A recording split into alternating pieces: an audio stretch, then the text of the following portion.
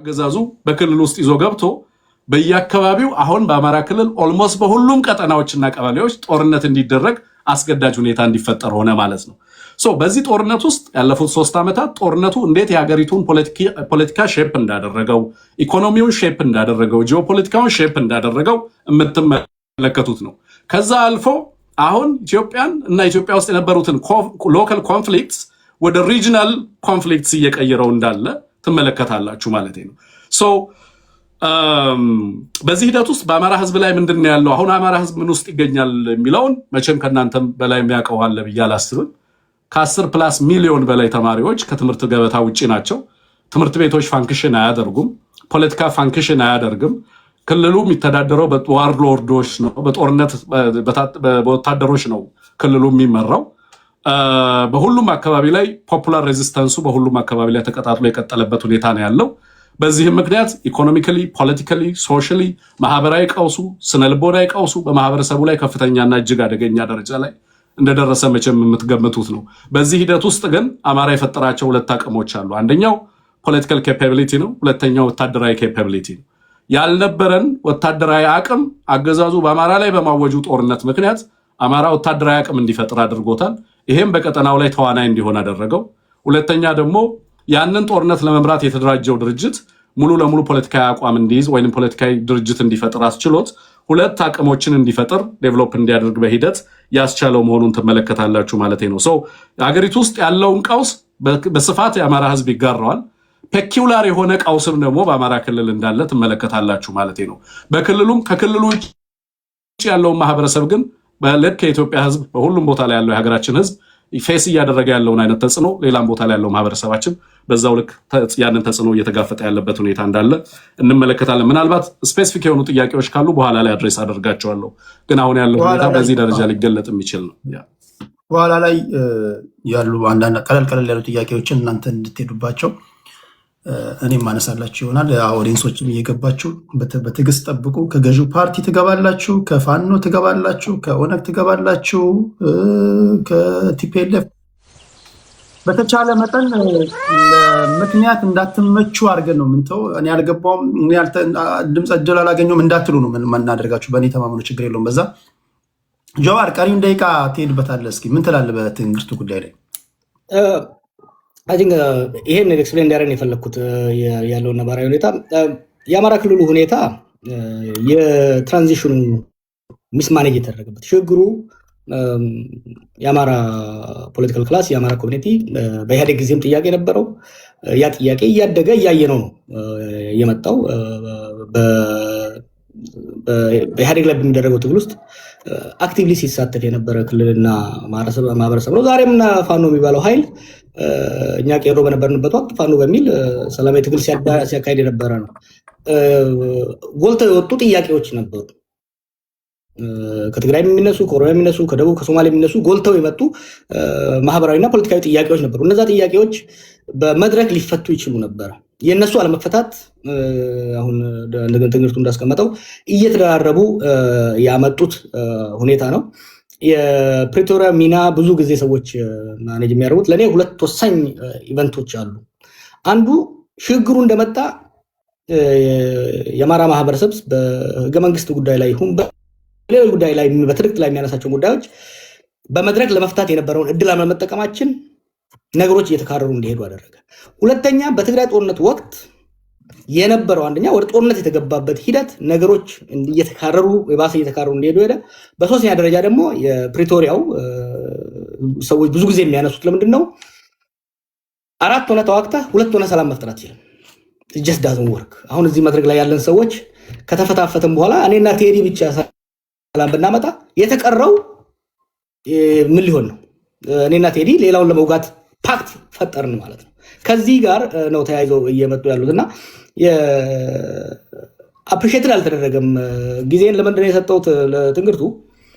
አማራ ክልል ላይ ይሄ ጦርነት ያመጣው ዲቨስቴሽን ባለፉት ዓመታት በወለጋ፣ በሸዋ፣ በጉጂ፣ በኦሮሚያ ክልል ውስጥ የነበረውን በደንብ አፕሪሼት እንዳልተደረገ እዚህ ክልል አፕሪሼት አልተደረገም። 10 ሚሊዮን ተማሪ ከስራ ገበታ ወጣ ማለት በእድሜ የደረሰው ወደ ጦርነት የሚገባው በእድሜ የደረሰው ከ15 ዓመት በላይ ከሆነ ወደ ጦርነት የሚገባው የተቀረው ደግሞ ወደ ፕሮዳክቲቭ የማይሆን ዜጋ ነው እየተቀየረ የሚሄደው ማለት ነው።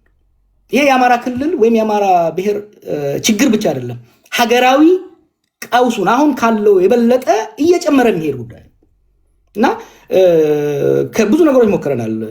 አይ ቲንክ ትምህርቱን ስትሳተፍ ነበር መሰለኝ። ለውጡ እንደመጣ አካባቢ የኦሮሞና አማራ ምሁራን ውይይቶች በሀገራዊ ደረጃ ብዙ ነገሮች ጀርመኖችም እየደገፉን ስንሞክር ነበር።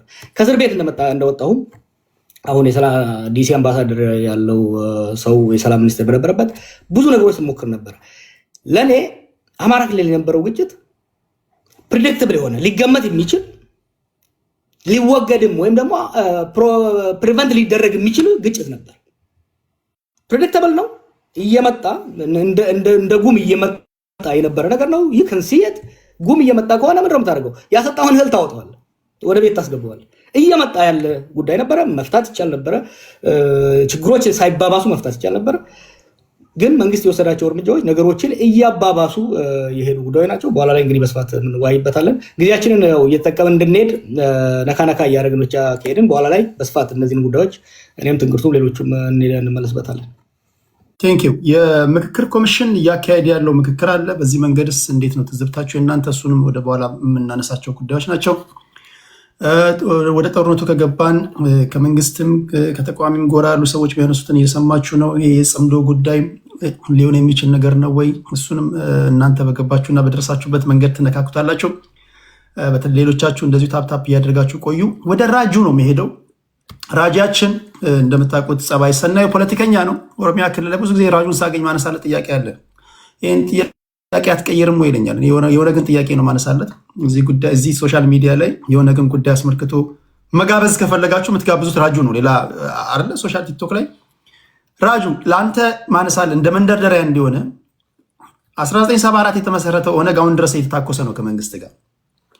ጥያቄያችን አልተመለሰም የሚሉ የመታገያ አጀንዳዎች አሉ። አሁን በአንተ ትንታኔ ኦነግ የሚያደርጋቸው ትግሎች አጠቃላይ የኦሮሚያ ህዝብ ነባራዊ ሁኔታ ምን ይመስላል? እስኪ እሱን ንገረን። ጥያቄውም አልተመለሰም ብለህ ታስባለህ? እንደው ለመንደርደሪያ እንዲሆነ ነውና 9 ደቂቃ አለ። እንትኑን ይሄ ምንድነው ሴቲንጉን ስትቀያይሩት ግራ እንዳያጋባን ምንድነው የምታደርጉት? ጀዋርን እዛ ፊክስ አድርጉት አየር ላይ። ከዛ እኔን ከጀዋር ጎን አድርጉኝ እና ተናጋሪዎች ሲመጡ እኔን ወደ ታች ታወርዱኝና ተናጋሪን ወደ ላይ ከፍት አድርጉታላቸው፣ ውዥንብር እንዳይፈጠር ማለት ነው። ኦኬ። አሁን ከተቻለ ራጁን ወደ እኔ ቦታ ተወስዱታላችሁ። ካልሆነ ግን እዛው አስቀምጡት፣ ችግር የለውም እንዳይተረማመስ ማለት ነው። ራጇችን 9 ደቂቃ አለ። እስኪ አጠቃላይ ኦሮሚያ ክልል ላይ የኦነግን ትግል አስመልክቶ ያንተን ትዝብት ንገረን። አይ ቲንክ 9 ደቂቃ የሀገሪቱን ነባራዊ ሁኔታ እንዲገልጹ ነው ለሁሉም የተሰጠው። ለእኔ ላይ ተጨማሪ የኦሮሚያ ክልል እንትን አነሳ ደቂቃዎች መጨመራቸው ግድ ይላል። ለምን ግዙፍ እንደሆነ ማህበረሰብ ችግራችንም ያን ያህል ስለሚገዝፍ የኔም እይታ አገራዊ የሆኑ ጉዳዮች ላይ ወንድሞቼ ያነሱትን የምጋራውን ትቼ የሚጨመር ብቻ እየጨመርኩ ነው የሚሄደው። ዩኖሜኔ ቶፒክ ላይ ብቻ ነው ፎከስ የማደርገው። ከሱ በፊት 1 ደቂቃ እንድትጨምርልኝ፣ አንደኛ እንደዚህ አይነት ሩሞች ቢቀጥሉ ከዚህም በፊትም ስል ነበረ። ሁለተኛ ደግሞ ብልጽግናዎችንም ጋብዟቸው መተው እኛ ጋር ቁጭ ብሎ እስቲ ያውሩ ያላቸውንና ብልጽግና የሚባለው በመናብ ዝም ብሎ ከሚቀር ምን አይነት እይታ አለው የሚለውንም ማህበረሰባችን እንዲረዳው መሸሽ ጥሩ አይመስለኝም። አይኖ ውጪ ያለው ኃይል ብልጽግናን መደገፍ እንደ ሽንፈት ስለሚወስድ በሆነ ሽጉጫ ስር ነው የሚደበቀውና ቢመጡ ደስ ይለኛል። ሌላኛው ስራ ቦታ ስላለው ከተናገርኩ በኋላ ቪዲዮ እየዘጋው እንትን ሲመጣ እንትን ካልኩኝ አንደርስታንድ አድርገኝ የሚል ነው። ለኔ የባለፉት 8 ዓመታት ውስጥ የተደረጉ ነገሮችን የኢትዮጵያ ነባራዊ ሁኔታ ካነሳን ኢኮኖሚካሊ ድሮ ሀብታምና ደሃ ልዩነት የለውም።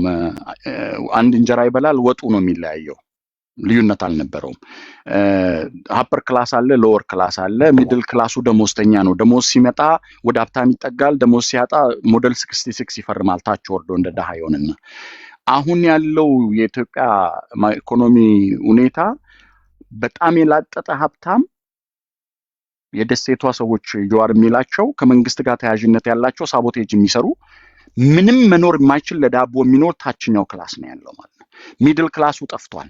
ኢኮኖሚያችን ያንን ነው የሚመስለው። በአገር ደረጃ ብድር ላለመክፈል አይታችኋል የተለያዩ ሪፖርቶችን። በኢኮኖሚ ከሄድክ የሚያመርት ገበሬ የለም። ኢኮኖሚን በኢኮኖሚ ማደቀቅና አንኤምፕሎይመንት ሬትን ሃይ ማድረግ መንግስት ለወታደር ግብአት እየተጠቀመው ነው።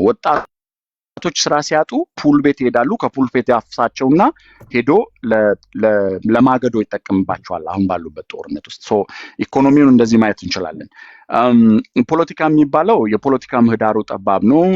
ምርጫውም ይስሙላ ነው። የተሳተፈውም አስገዳጅ ሁኔታዎችን አምጥቶ ነው እንጂ የፖለቲካ ምህዳሩ የለም። ከፖለቲካ ምህዳር ውስጥ አንዱ ይሄ አሁን ምክክር ኮሚሽን የሚባለው ነው እና እንደ ኦሮሞ ኮንሰፕት ኦላ ያልተሳተፈበት፣ ኦነግ ያልተሳተፈበት፣ ካፋዊ ያልተሳተፈበት ምክክር ኮሚሽን ምን አይነት ሊሆን ይችላል የሚለውን ማየት ትችላለን።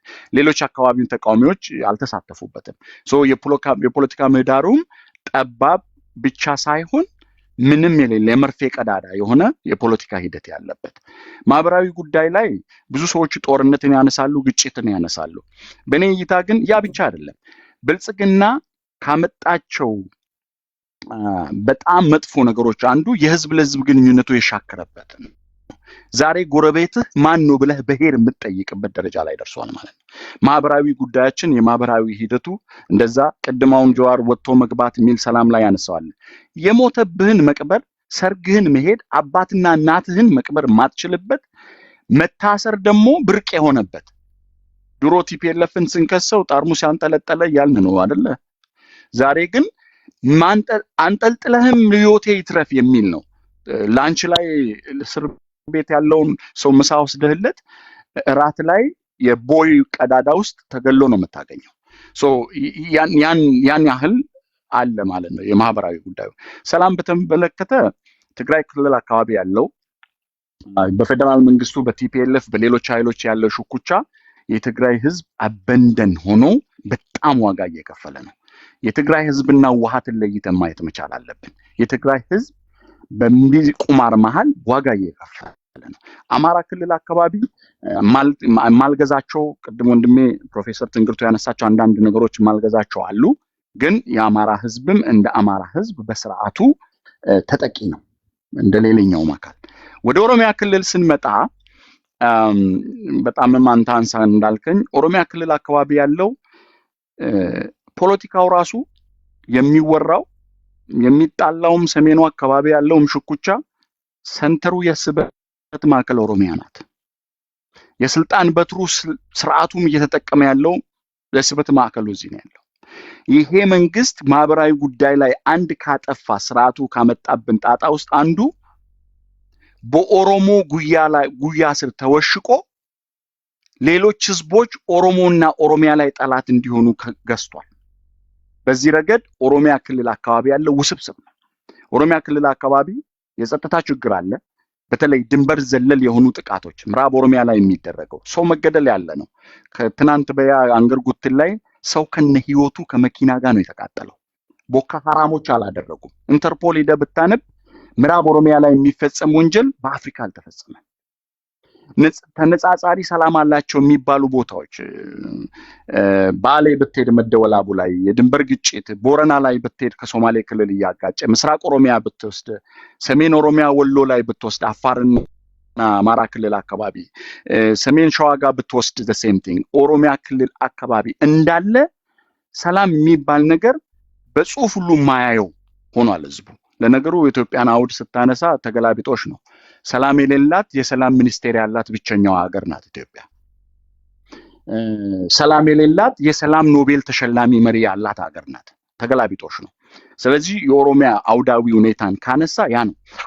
በሌላ በኩል ደግሞ እኚህ ተያያዥነት ያላቸው ድንበር ዘለል ቅድም ያነሳቸው በዲፕሎማሲ ረገድ በጣም ፌለሪቲ አለ።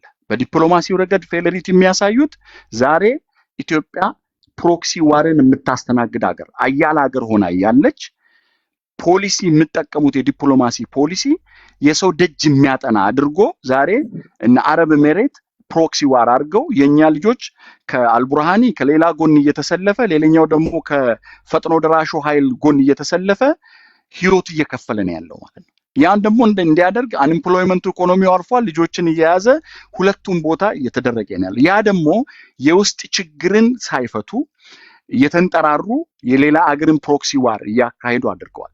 የቅድም የተነሱት አሁን የሻቢያን የሌሎቹን ሻቢያ ደጅ እንዲጠና ተቃዋሚ የሚያደርገውም እኮ የውስጥ ችግርን መንግስት መፍታት ስላልቻለ ነው።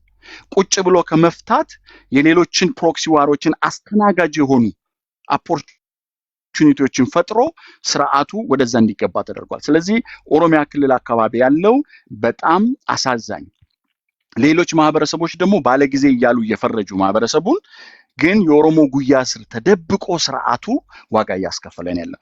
ስለ ኦነግ ያነሳኸው ኦነግ 1973 ተቋቁሞ ትግል እያደረገ ነው ምንድነው የሚባለውን ኦነግ ሲጀምር የኦሮሞ ህዝብ ከኦነግ በፊት በተናጠል በቡድን ጥያቄ በዛች ሀገር ስላለው ትግል ጀምሯል። ኦነግ ከተደራጀ እንደ ኦነግ የኦሮሞ ነጻነት ትግል ተብሎ ተጀምሯል። እኚህ ሁሉ አውድ አላቸው። እስከ 91 የነበረው ከ91 2018 የነበረው ከ2000 እስካሁን 18 አሁን እስካለ ነው ድረስ በዚህ አውድ ውስጥ እኔ ዜሮ ታይምስ አላደርግም። የኦሮሞ ኦነግና የኦሮሞ ህዝብ ትግል መልስ ያገኛቸው ጥያቄዎች አሉ። ግን ፋንዳሜንታል የሆኑ ዛሬም ለምክክር ቀርቦ ማንም የሚሳለቅበት የድንበር ጉዳይ፣ የቋንቋ ጉዳይ፣ የራስን በራስ የማስተዳደር ጉዳይ፣ የራስን ኢኮኖሚ መጠቀም ጉዳይ ከዚህም በፊት አንተ ስታነሳ ብዙ ጊዜ የተቀለን የምናነሳቸው አሉ። እነ ጫላና እነ ለሊሳ አምርተው እነማን ኤክስፖርት እንደሚያደርጉ ታውቃለህ። እንደዚህ አይነት ኤክስፕሎይቴሽኖች እንዳለ በኢንቨስትመንት ስም አረብ ኤሚሬቶች፣ ተርኮች የባሌን ሰፊ እርሻ መሬት ኦሮሞ የሚጠቀምበትን ማን እየተጠቀመ እንዳለ ታያለ። እነዚህ ሁሉ የኦሮሞ ጥያቄዎች ናቸው። እኒህ ፋንዳሜንታል ጥያቄዎች እስካሁን አልተመለሱም። ስለዚህ እኚህ የኦነግና የኦሮሞ ህዝብ ማታገያ ጥያቄዎች ናቸው። ሌሎች ጥያቄዎች ቅድም ወንድሞቼ እንዳነሱት ትግራይ ክልል፣ አማራ ክልል ያለው ኮመን የሆነ ስርዓቱ ያመጣው የፖሊሲ፣ የማህበራዊ ጉዳይ፣ የፖለቲካ ጉዳይ ጥያቄዎች እንዳሉ ሆነው እነሱም ማታገያ ሆነው ግን በተናጠል ይሄን ነው ኦነግም ትግሉን በሰላማዊ መንገድ አደርጋለሁ ብሎ ያለው ኦነግም በትጥቅ ትግል የኦሮሚያን ጥያቄ መልሳለሁ ብሎ ህይወቱን እየሰዋ ያለ ኦላም የቀረኝ ጥያቄ አለኝ ብሎ እየታገለ ያላቸው ፋንዳሜንታል የሆኑ የኦሮሞ ጥያቄዎች አልተመለሱም ብሎ ነው። ስለዚህ እነዛ ጥያቄዎች አንድ የምጋራው ነገር አንተ ከምታነሳው ፐርስፔክቲቭ አሁን ባለን አውድ ቁጭ ብለን ጥያቄዎቹን መፍታት እንችል ነበረ። መንግስት ግን ቁጭ ብሎ ጥያቄን የመፍታት ፍላጎት የለውም። ንጉስ ከሞተ ኦኬ፣ ንጉስ ከሞተ ጦርነት አበቃ ይባላል። ለዚህ አይደል ኃይለ ሥላሴ ወደ እንግሊዝ የሄዱት? የኦላ መሪዎች አገሪቱ አየር ክልል መንግስት የሚቆጣጠርበት አየር ክልል ውስጥ ሪስክ ወስደው ታንዛኒያ ድረስ ሄደዋል። ስለዚህ የሰላም ፍላጎት አላቸው ማለት ነው። መንግስት የሰላም ፍላጎት ስለሌለው ያ ጥያቄ እኔ ጦርነት ውስጥ ሳይገባ መሳራ ሳናነሳ ቁጭ ብለን መፍታት የምንችለውን መሳራም እንዲነሳ እያደረገ ያለው መንግስት ለሰላም ፍላጎትና ዊሊንግ አለመኖሩ ነው ብዬ ነው የማነሳው። ቴንክ ዩ ራጅ። ወደ ጀዋር ልምጣ እስኪ። የኦሮሚያን ክልል ሁኔታ እንዴት ትገልጸዋለህ? ራጂ በደንብ አስቀምጦታል። ግን ለሚ ፕሌይ ዴቪልስ አድቮኬት አይ ቲንክ ሁለት ነገር ወሳኝ ነው ከኦሮሞ ወጣቶች አንጻር፣ ከኢመርጂን አመራር አንጻር። የኦሮሞ ፖዚሽን በኢትዮጵያ ፖለቲካ ውስጥ ከዛሬ 8 ዓመት በፊት ከነበረው ውስጥ አይደለም ያለው። አሁን የኦሮሞ ክላስ በሁለት ነው ያለው፣ ሀፍስ እንደ ሀፍኖት።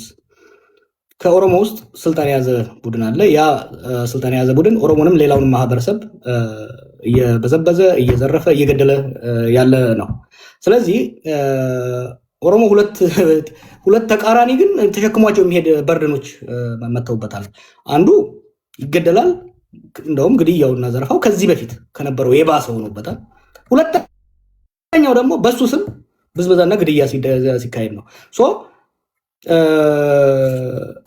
ጠያቂም ነው ተጠያቂም ሆነ። በአንድ ወገን መብቱን እየጠየቀ ነው። ከዚህ በፊት የነበሩ የብሔር ጥያቄዎች ብቻ ሳይሆን እንደ ግለሰብም ራሱ የህልውና ጥያቄዎች፣ የሰላም ጥያቄዎች፣ የዳቦ ጥያቄዎች፣ ቤዚክ የሰርቫይቫል ጥያቄዎች መጥተውበታል። በሌላ ወገን ግን የእሱን ቋንቋ የሚናገሩና በሱ ስም የሚብሉ ጉጀሌዎች ስልጣን ስለያዙ ሌላው ማህበረሰብ ደግሞ አሁን እንደውም ትንሽ ባለፉት ዓመታት ትንሽ እየተሻለ መጣ እንጂ ብለ የሚደረግበት ሁኔታ አለ ማለት ነው። ተጎጂም ነው ተከሳሽም ነው። እኔም ሆንኩ ራጂም ሆን ሌሎች የኦሮሞ ወጣቶች መቀበል ያለብን መንግስትን እየጠየቅን ሌላው ማህበረሰብ ደግሞ እንዲረዳን ማድረግ ትግላችንን ደግሞ ከሌላ ማህበረሰብ ጋር ማቆራኘት ግዴታ ነው። ከድንበር ዘለል ብሔር ድንበር ዘለል የሆነ የትግል ስትራቴጂና የትግል ትርክት ማምጣት አስፈላጊ ነው። አማራ ክልል እየሆነ ያለው ትግራይ ክልል እየሆነ ያለው ሌላው ክልል ያለውን ነገር ዝም ብለን ልናየው የሚገባን ነገር አይደለም። ቀረብ ብለን ማየቱ አስፈላጊ ነው። ትራጀዲ ለኦሮሞ በነገራችን ላይ ሌሎች ወንድሞቻችንን ልትረዱን የሚገባው ኢስ ትራጂክ። ባለፉት 8 ዓመታት አሁን በብዙ ጊዜ በኦሮሚያ ስለምጽፈው ትንጉርት እንኳን ታነባለህ፣ ሌሎቹ ላታነቡት ይችላላችሁ እንጂ ባለፉት 3-4 ወራት እያወጣሁት ያለው ጉድ እኔን ራሱ ሊያሳብረኝ ደርሷል። ኢንክሬዲብል አይ ኩድን ብሊቭ ኦሮሚያ ውስጥ ኦሮሞ ነኝ ብሎ ስልጣን በያዘ ኃይል የደረሰው በደል ከዛ በፊት በነበሩት አገዛዞች የደረሰ አይደለም። ግድያው ብቻ ሳይሆን ያገዳደሉ ዘይቤ፣ ዘረፋው ቄሮ አምጾ ኢህአዴግን እጅን የተመዘዘው እኮ መሬት ሊቀራመቱ ነው ብሎ ነው። አሁን ክልሉ ሙሉ በሙሉ መንግስታዊና ኢ መንግስታዊ ሆኑ። በኢህአዴግ ዘመን እኮ በደርግ ዘመን መንግስታዊ በደል ነበረ፣ መንግስታዊ ዘረፋ ነበረ።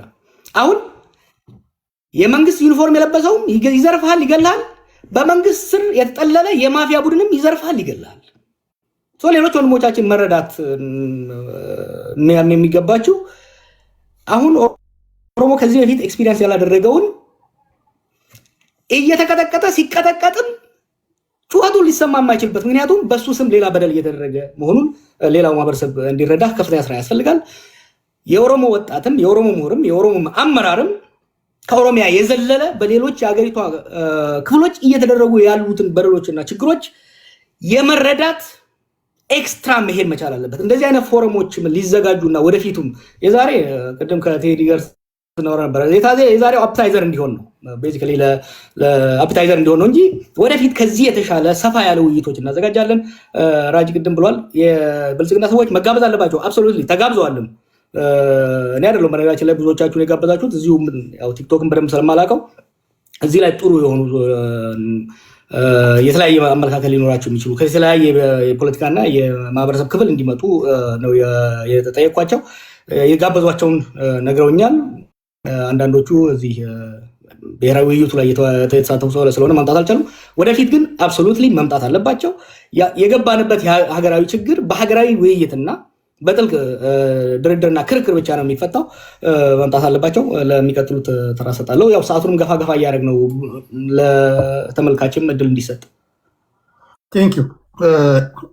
ያልገባችሁ ሰዎች ያው ትገባላችሁ፣ ምንም ጥያቄ የለውም። አሁን በጥያቄ መልስ ትገባላችሁ። ውይይቱ የሰለጠነና ሰላማዊ እንደመሆኑ መጠን ኢትዮጵያ ምድር ላይ ኢትዮጵያ እስከሆናችሁ ድረስ ኢትዮጵያን የሚመለከት ጉዳይ ላይ እንደምትደግፉት የትኛውም ሀሳብ አራምዶ የትኛውም ጎራ ውስጥ ነው ገብታችሁ ሀሳባችሁን የምትሰጡበትና በሀሳብ በሰላማዊ መንገድ የምንፋጭበት ነው የሚሆነው። አት ኤንድ ኦፍ ዘ ዴይ የአንድ ሀገር ዜጎች ነን። ስንገናኝ ሰላም እንባባል።